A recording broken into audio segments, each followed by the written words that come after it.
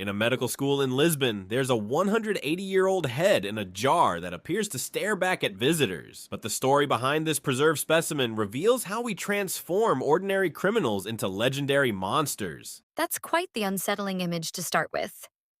I'm guessing there's more to this story than just the macabre preservation?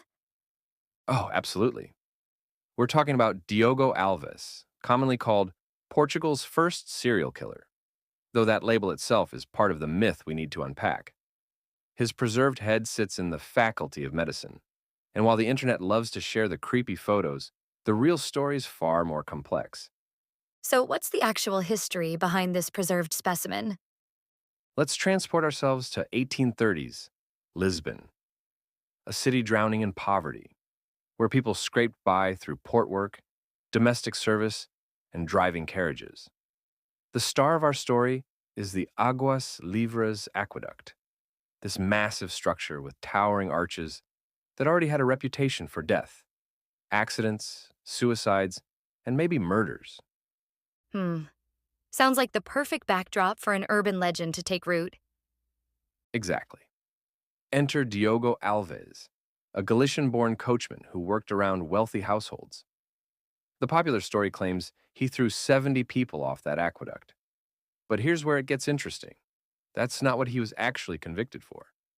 Wait, so the famous aqueduct murders aren't real?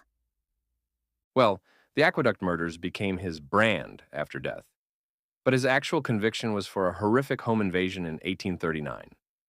He and his accomplices murdered 5 people, a doctor's family and their servant. It was brutal, but it's a far cry from the legend of 70 victims. That's fascinating how the story grew so dramatically. What happened after his conviction? He was executed publicly in 1841 at Cais do Tojo, but then something unusual happened. Scientists preserved his head for study. They were obsessed with phrenology, this now debunked idea that you could read criminal tendencies in skull shapes. So they were literally trying to find physical evidence of evil in his head? That's both fascinating and disturbing. And this is where 19th century social media kicks in. Pamphlets, sensational prints, popular books.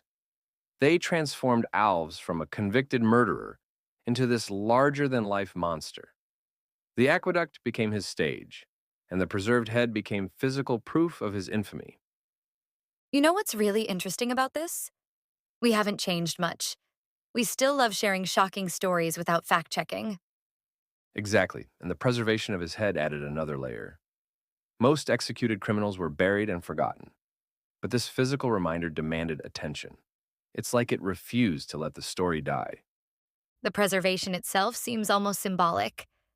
Like we preserved not just his head, but the whole process of how society creates monsters. That's brilliant. They preserved his head to study criminality, but actually created this perfect specimen of how societies process crime and create legends.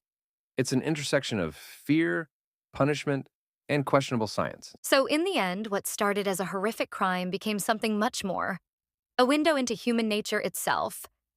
And that's the real value here. The head in the jar isn't just a creepy medical specimen. It's a lens through which we can study how societies deal with crime, punishment, and memory. Sometimes the truth is more fascinating than any legend we could create.